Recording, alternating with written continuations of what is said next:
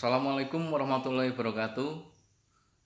Sahabat Nurani, masih bersama channel Sudut Nurani, Jernih Seimbang Manusiawi. Untuk kesempatan kali ini kita akan membicarakan masih tentang tema Sumpah Pemuda, tapi kali ini kita akan menelaah dari sudut lain, yaitu Sumpah Pemuda dengan kreativitas di tengah tugas.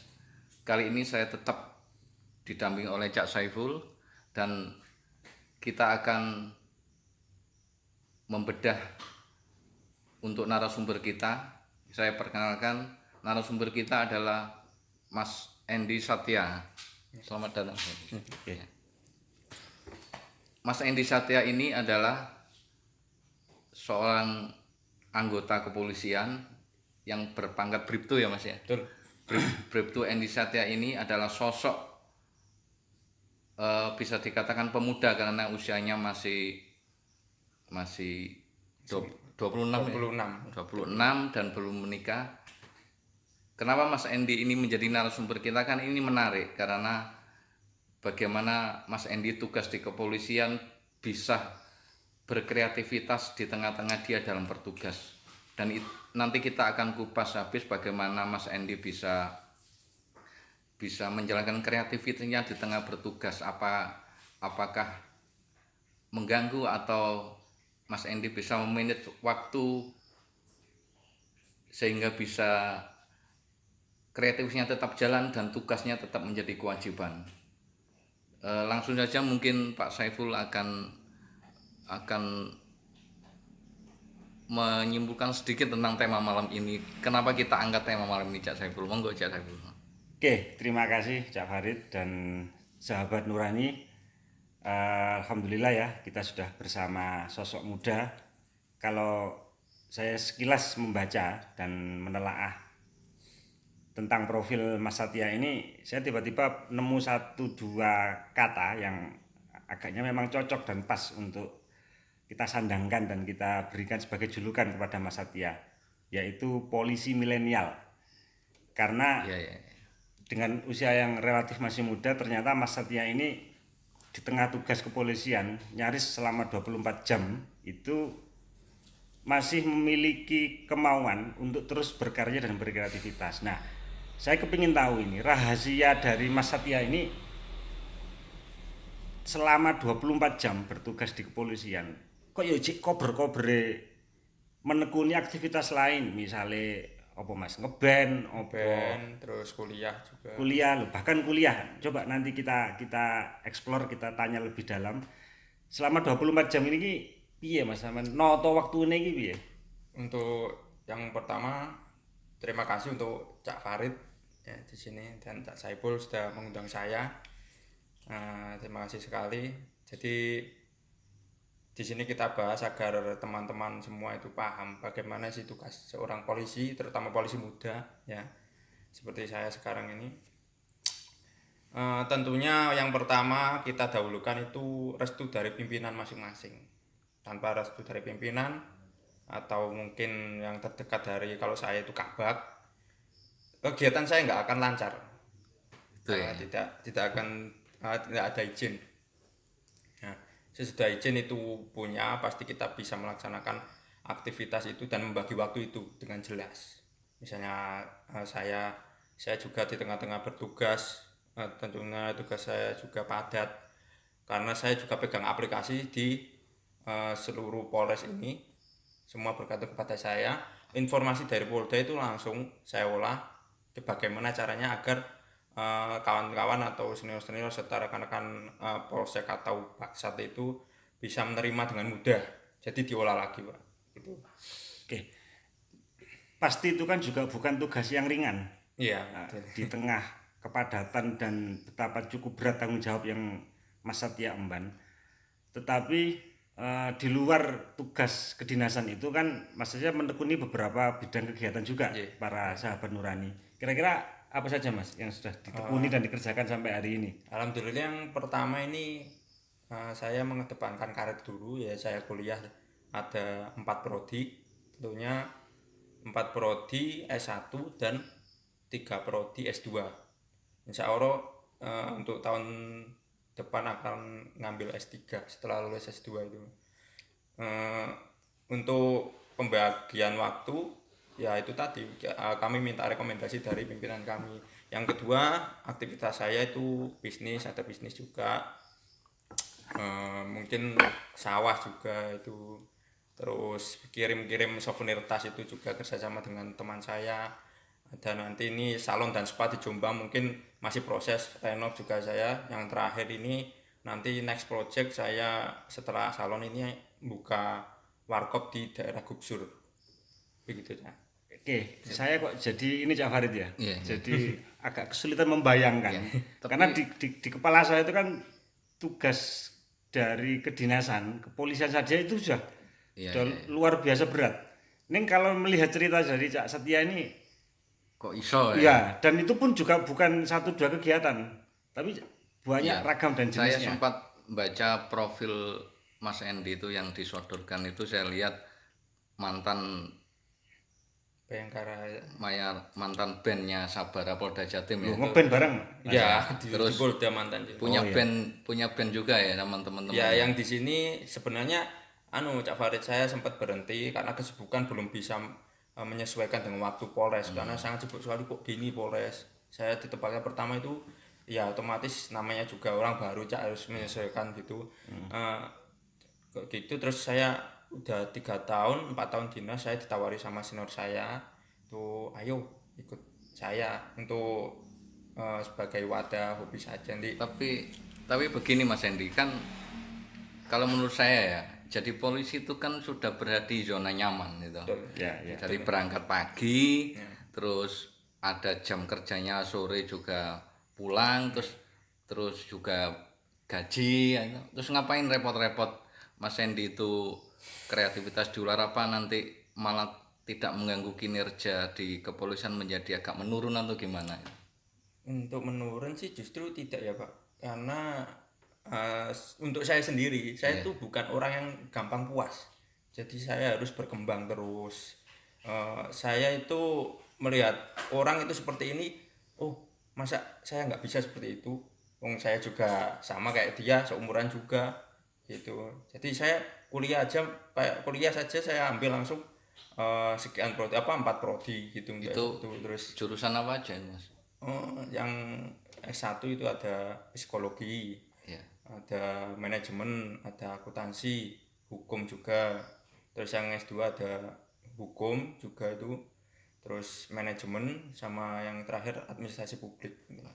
Berarti calonnya nulis gelar tuh. Amin. Dan ini menarik Cak Farid, karena di tengah zona nyaman yang menurut cara berpikir kita sudah enak, sudah mapan, ternyata Mas Satya ini, sahabat Nurani, masih mementingkan pendidikan, karena selain mengambil S1 sekarang juga S2 Mas ya? S2 dan mungkin sebentar lagi juga akan S3. Untuk tahun depan insya Allah kalau ada rezeki kami lanjut. Nah ini yang ingin kita tahu, kira-kira motivasi apa yang mendorong Mas Satya untuk selain menekuni berbagai aktivitas tadi, itu juga masih sempat-sempatnya dalam tanda kutip ya, mengambil beberapa prodi baik S1 maupun S2.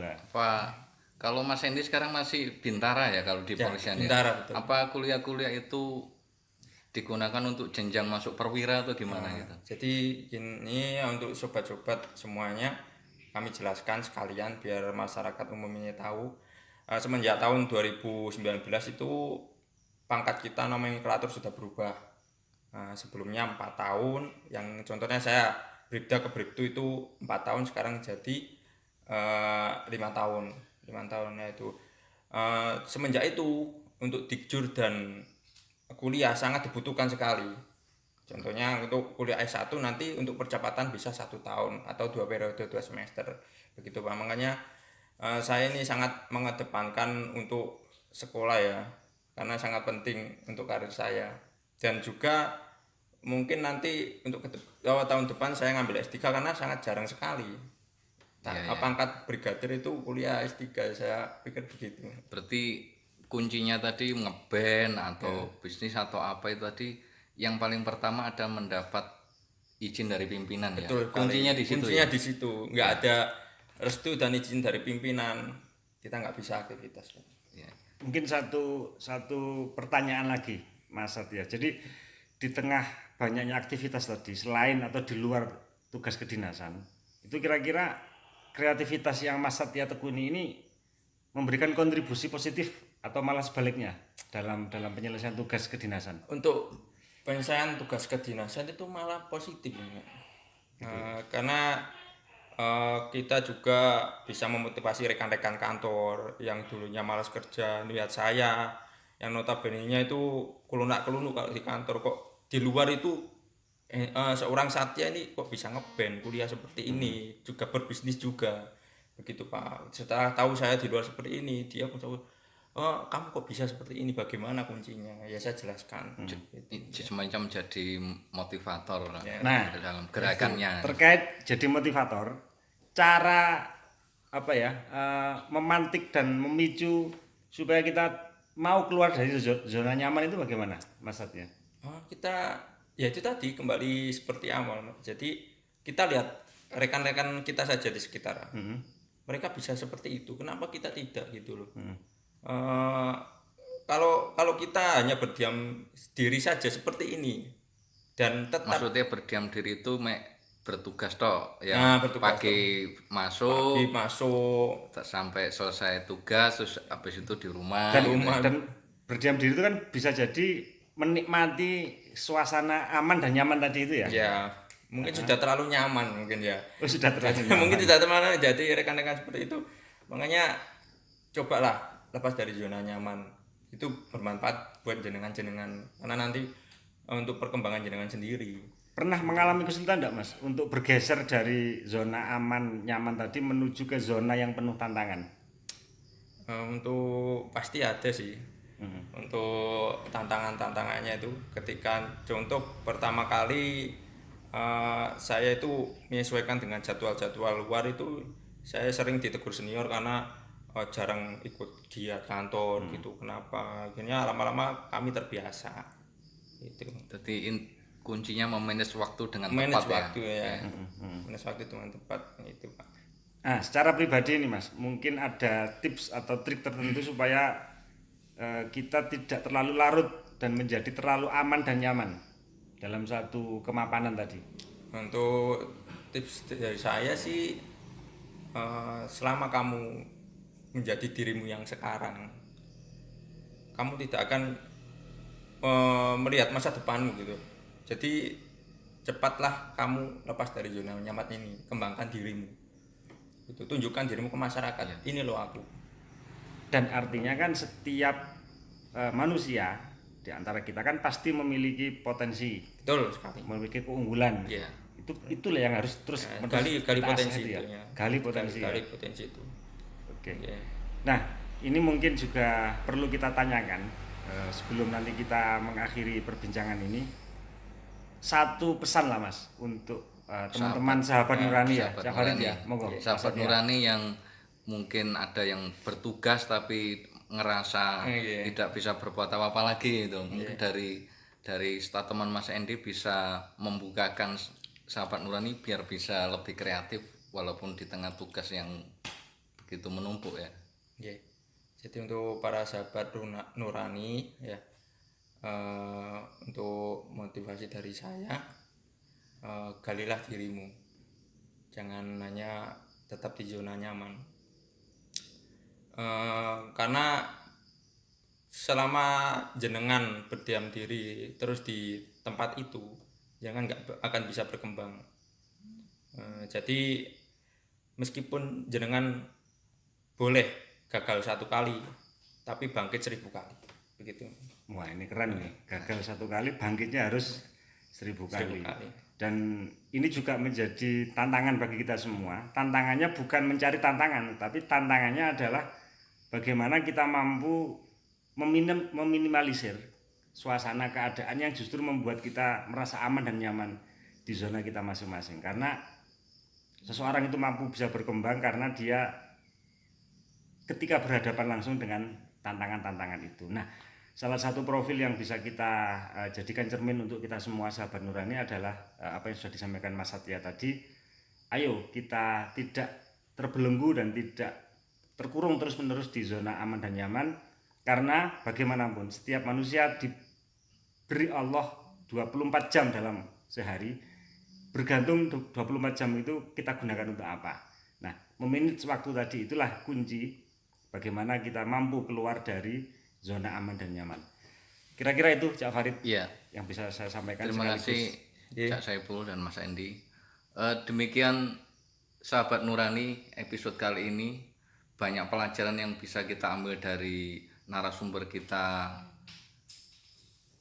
kali ini, tentang semangat, tentang proses berkreativitas. Tadi sudah Mas Endi sudah pesan bahwa kegagalan apapun menjadi cambuk untuk kita tetap bangkit.